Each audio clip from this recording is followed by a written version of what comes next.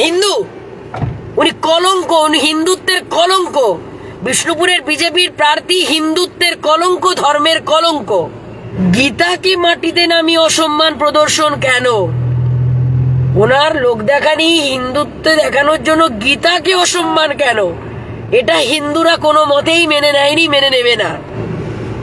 মোরা একই বৃন্তে দুটি কুসুম, হিন্দু মুসলমান, মুসলিম তার নয়নমণি, হিন্দু তাহার প্রাণ। উনি এই মানে হয়তো এই শব্দবন্ধে উনি বিশ্বাসী নন, কিন্তু উনি না হিন্দু, না মুসলিম, না উনি কিছু, উনি ভণ্ড হিন্দু। তাই ভণ্ড হিন্দুত্বের হাত থেকে বিষ্ণুপুর লোকসভাকে বাঁচান। রায়বাছুরকে নিয়ে উনি কালকে নমিনেশন ফাইল করতে গেছিলেন, সাথে 20খানা লোক ছিল। মানে মানুষের সমর্থন যে ওনার সাথে নেই সেটা কালকের ওনার নমিনেশন ফাইল করার ওই বাঁকুড়ার যে ডিএম চত্বরে সেটা পরিস্থিতি দেখেই বোঝা গেছে যে উনি ওনার নিজের দলের সমর্থন, জনগণের সমর্থন সবটাই হারিয়ে ফেলেছেন। তো ঠিক আছে, উনি শিলিগুড়ির গাই বাছুরকে নিয়ে সাথে গেছেন, অসুবিধা কিছু নেই। কারণ অনেকে থাকেই কাকের বাসায় কোকিলের ডিম মানুষ করার জন্য অনেকের জন্ম হয়, তো সেটা অসুবিধা নেই। কিন্তু উনি ভাবছেন কি যে ওই লোক দেখানি ন্যাকামো নাটক করে ওই মানে ধুতি পাঞ্জাবি পরে যে মানে একদম বাঙালি সাজা যায় আর হিন্দু দেখানো যায়। আমাদের হিন্দুত্বের যে পবিত্র ধর্মগ্রন্থ তা হলো গীতা। গীতায় হাত রেখেই সবাই সত্যি কথা বলে, গীতায় হাত রেখে কেউ মিথ্যে বলতে পারে না। তাই জন্যই যখন কোর্টে কোনো কিছুর বিচার হয় তখন কিন্তু গীতায় হাত রেখেই বলতে হয়। সেই হিন্দুদের পবিত্র ধর্মগ্রন্থ গীতাকে উনি হাতে নিয়ে লোক দেখানি নাটক করে ঢুকে তাকে মাটিতে নামাচ্ছেন, এবং তার মধ্যে একটা অবহেলা, অযত্ন খেয়াল করা যাচ্ছে। তাতে উনি বলছেন কি উনি সনাতনী হিন্দু। মানে গীতাকে মাটিতে নামিয়ে যথেচ্ছাচার করা আর লোক দেখানি ধুতি পাঞ্জাবি পরে গিয়ে পবিত্র ধর্মগ্রন্থকে অসম্মান করাটা কি হিন্দুত্ব বোঝায় নাকি?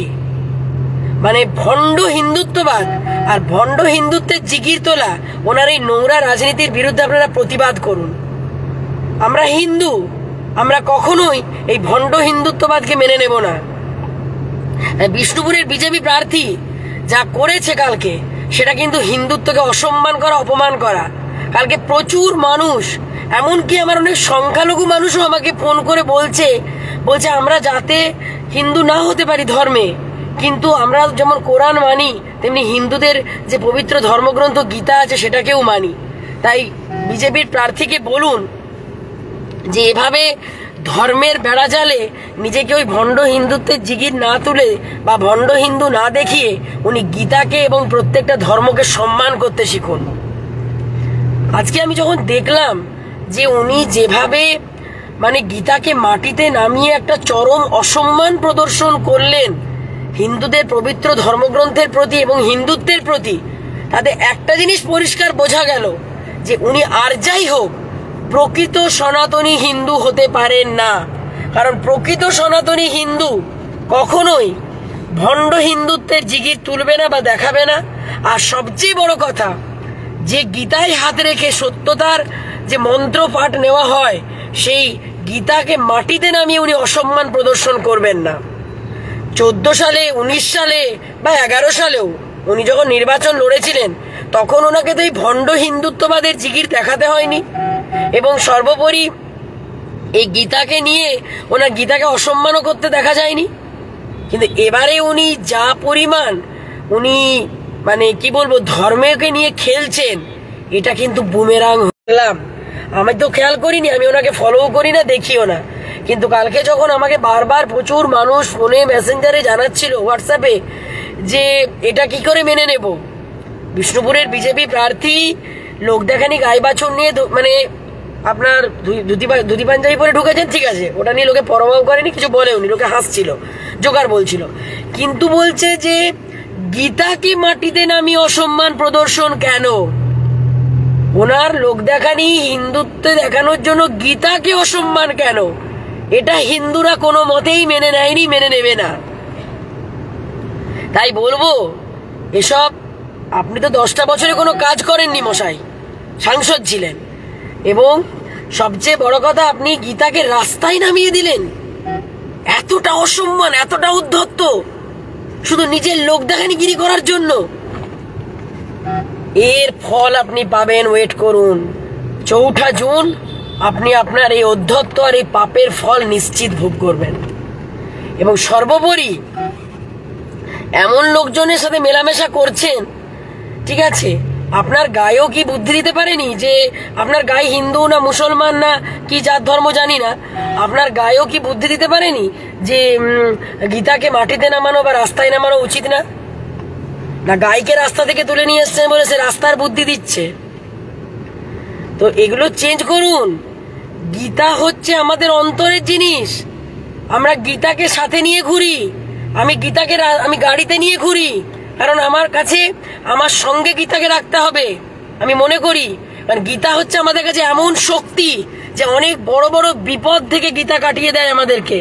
সেই বিপদটাই মনে করি যে গীতা আমাদের পথ প্রদর্শক। তাকে নিয়ে ছেলে খেলা করা যায় না, অসম্মান করা যায় না।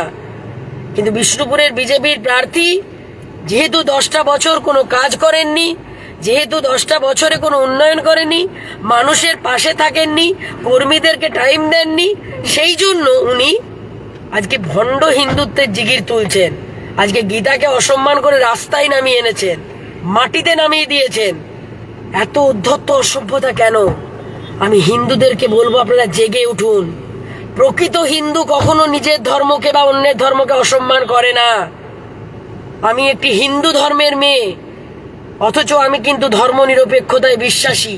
আর আমি মনে করি প্রকৃত হিন্দুত্ব সবসময় সমানতার কথা বলে এবং সম্মানের কথা বলে।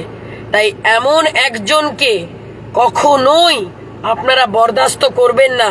বিষ্ণুপুর লোকসভার মানুষকে বলছি, বা এমন একজনকে কখনোই আর জিততে দেবেন না যে ঘরের মা বোনকেও সম্মান করে না, ঠিক আছে, এবং গীতাকেও সম্মান করে না, হিন্দুত্বকেও সম্মান করে না। তাই ভণ্ড হিন্দুত্বের হাত থেকে বাঁচুন।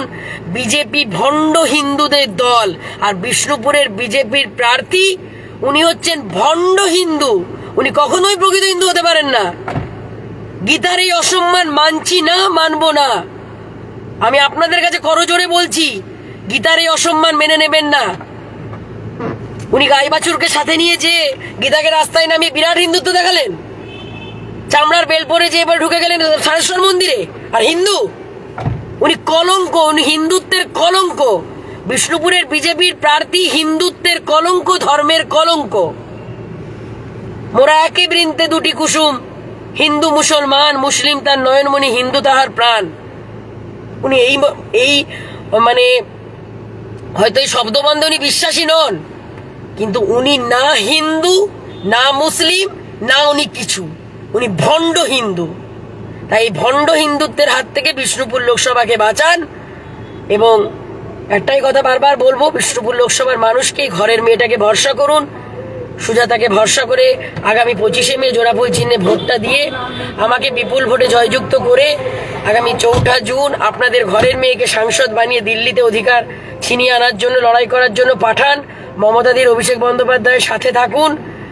এবং একটাই কথা বলবো, বিষ্ণুপুরের যে বিজেপির প্রার্থী, বিদায়ী এমপি, যিনি 4 জুন পরাজিত প্রাক্তন এমপি হবেন, সেই ভণ্ড হিন্দুর হাত থেকে বিষ্ণুপুর লোকসভাকে বাঁচান, রাজনীতির মঞ্চকে বাঁচান।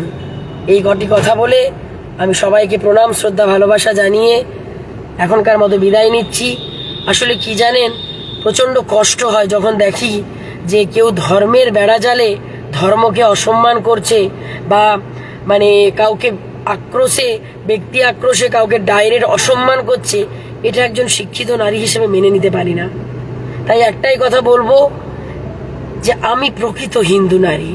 আমার বাড়িতেও সব রকম পুজো হয়, মন্দির আছে, কিন্তু সেখানে কখনো এটা শেখানো হয় না যে গীতাকে রাস্তায় ফেলে গড়াগড়ি খাওয়ানো হবে। এতটা কিসের নাটক? আরে মশাই, নাটকবাজি করতে যেয়ে তো মারা পড়লেন। মানুষ তো চিৎকার করছে, মানুষ তো আপনার মুখ দেখতে চাইছে না। ছি, ওই জন্য বলে সৎসঙ্গে স্বর্গবাস, অসৎসঙ্গে নরকবাস। আপনি আপনার গায়ে একটু ভেবেচিন্তে পথ চলা তৈরি করুন। বিষ্ণুপুর লোকসভাকে এই বিষ্ণুপুরের যিনি বিজেপির প্রার্থী তার মতন একজন ভণ্ড হিন্দুত্বের জিগিরদারি ভেকদারির হাত থেকে বিষ্ণুপুর লোকসভাকে বাঁচান এবং নিজেদের উন্নয়নের স্বার্থে জোড়া ফুলে ভোট দিন। নমস্কার, জয় হিন্দ, জয় বাংলা, বন্দে মাতারাম, তৃণমূল কংগ্রেস জিন্দাবাদ। আর আমার বিষ্ণুপুরের মানুষকে আমি আমার শ্রদ্ধা, প্রণাম, ভালোবাসা জানাই। Vote for Mamata. আর আমি আপনাদের বিষ্ণুপুরের বাড়ির মেয়ে সুজাতা।